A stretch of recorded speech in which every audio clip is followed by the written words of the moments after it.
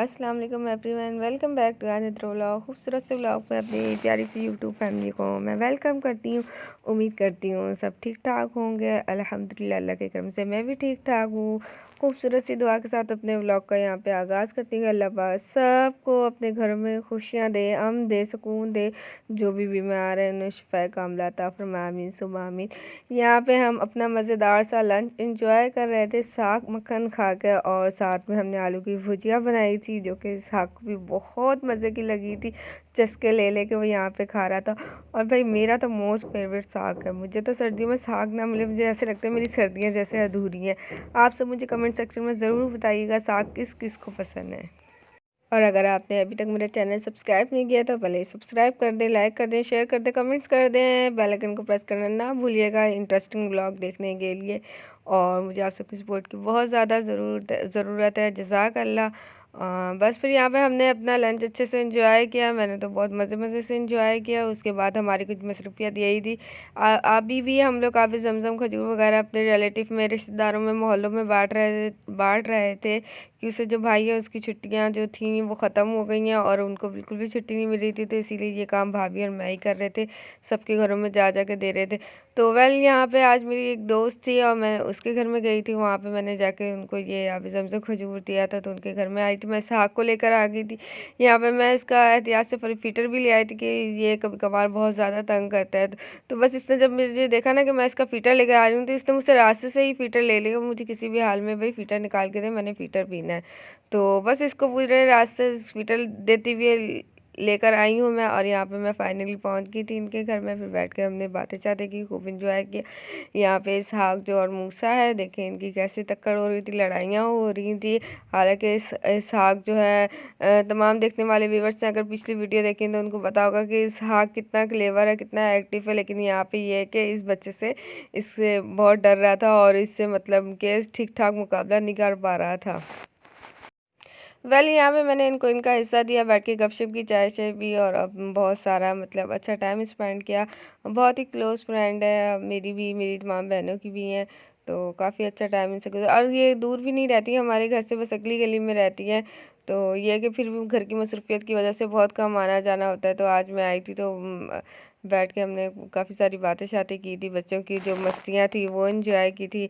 कभी एक दूसरे को मार रहे थे, कभी एक दूसरे का इतना ख्याल रख रहे थे, तो कभी बस एक दूसरे को देख ही नहीं सक रहे थे।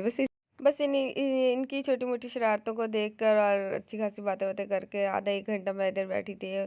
फिर उसके बाद मैं वापस घर में आ गई थी। और यहाँ पे मैं हमेशा की तरह एक बहुत ही खूबसूरत सी बात कहूँगी कि हमें अल्लाह ताला से हमेशा तवक्कुल रखना चाहिए, अच्छी उम्मीद रखनी चाहिए।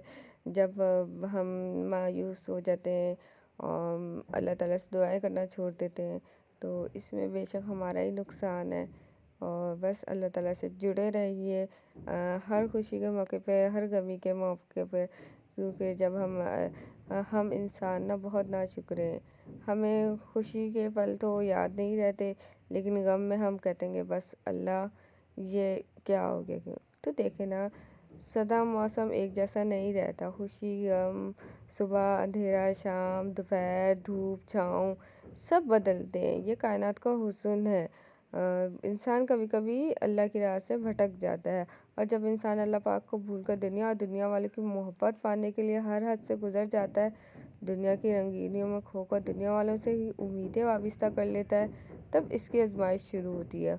उम्मीदें टूटती हैं, लोगों के असल चेहरे सामने आते हैं, धोखे मिलते हैं। अपनों की मुनाफिकत से उसे और ज़्यादा तन्हा कर देती है। सहारे दामन छुड़ाने लगते हैं, पाँव ज़मीन से उखड़ने लगते हैं, चारों जानिब अंधेरा दिखाई देने लगता है। जी भर के अल्लाह की नाफरमानी कर लेने के बावजूद जब ऐसा टूटा हुआ बिखरा हुआ कोई वजूद सजदा रेज़ होता है और इकरार करता है कि ऐ अल्लाह पाक, तू ही मेरे लिए काफ़ी हो जा। वो माज़ी याद नहीं दिलाता, वो माफ़ कर देता है, और वो अपनी सच्ची मोहब्बत अता फरमाता है। वो कहता है कि मुझसे दुआ करो, मैं तुम्हारी दुआ कबूल फरमाऊँगा। इसीलिए हमेशा अल्लाह ताला की ज़ात पर तवक्कुल करें और अच्छी उम्मीद रखें, नमाज़ पढ़ें।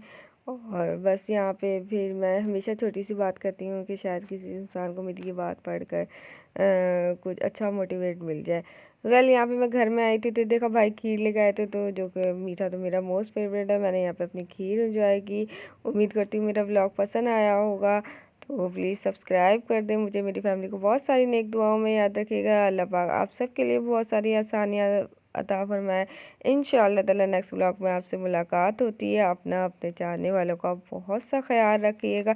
ज़िंदगी में पॉजिटिव रहें। टाटा बाय बाय, अल्लाह हाफिज़।